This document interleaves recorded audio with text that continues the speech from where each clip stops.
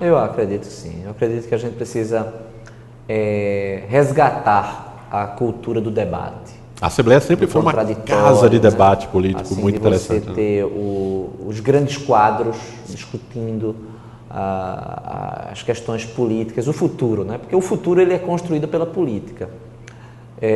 Eu acho que a gente precisa, para isso, uma reforma política. Então, eu tenho plena convicção disso. Enquanto o processo político ele for tão caro como ele é, e que depender muito... Porque, veja, falta também cultura cívica, né? Não é só o lado do candidato. O candidato é um lado da moeda. O outro lado é a população. O que é que ele espera de um candidato? Então, muitos eleitores esperam do candidato que ele faça exatamente o que aqueles que estão ocupando os cargos fizeram. Então, é uma questão não é que eles estejam... É tanto que, mesmo violando a lei, mesmo as regras eleitorais são violadas, a população não reclama, não acha que violar a lei seja uma coisa errada. Há uma legitimação da transgressão, entendeu? Ou seja, porque a parte da população entende que fazer política é isso mesmo. Às vezes, aquele mesmo eleitor que critica, sei lá, a contratação de parentes no Senado, assim que um deputado conhecido é eleito ou um vereador, a primeira coisa que faz é bater na porta do gabinete e pedir emprego para o sobrinho, para o irmão, para o primo. O assistencialismo ele faz parte da cultura nossa, não é? Então, não é uma coisa que a gente se lisa de uma hora para outra. E que, veja, você falou essa questão do nepotismo. O nepotismo do judiciário acabou, né? Por uma decisão do Conselho Nacional de Justiça, uma resolução do Conselho Nacional de Justiça. Eu tenho plena convicção, Cristiano, que muitos magistrados festejaram quando houve a resolução. Porque imagine, você é o desembargador, aí uma sobrinha sua se forma, a sua esposa chega e diz... E é muito comum os familiares se inspirarem em um parente... Aí a sobrinha se formou, aí vem sua esposa e diz, olha, Cristiano, Cláudia acabou de se formar, consiga para ela uma vaga no seu gabinete. Aí você diz, não posso, porque no meu gabinete é só pelo mérito, não vou botar a Cláudia, não. Aí você vai para uma festa de família, chega lá, ninguém vai falar com você. Quando você disser bom dia, ou quando chega oi, todo mundo se afasta de você. Você começa da sua família, ou seja, há uma pressão. Aí quando Cláudia chega, minha filha, parabéns, vá lá no meu gabinete amanhã.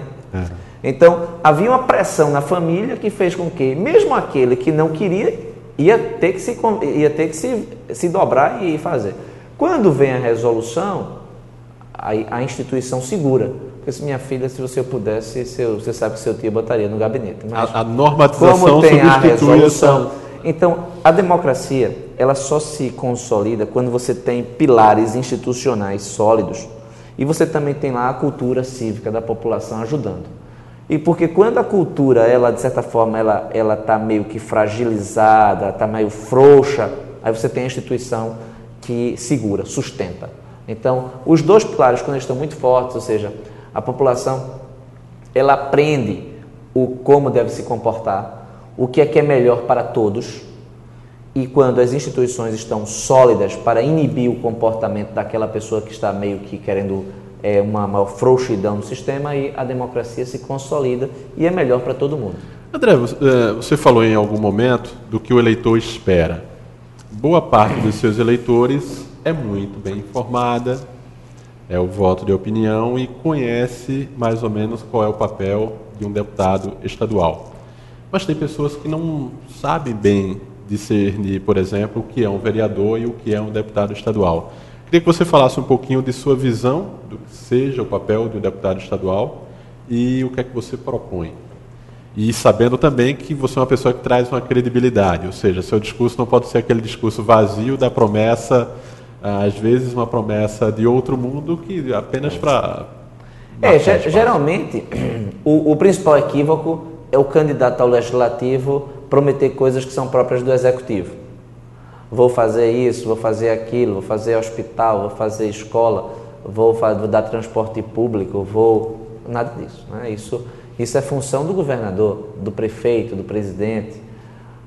O legislador, ele tem duas funções básicas. Ele legisla Ou seja, ele aprova leis, ele propõe leis, ele analisa leis, ou seja, o arcabouço normativo. Resguarda as leis também. Resguarda, né? E também ele fiscaliza o executivo. Ele é um fiscal.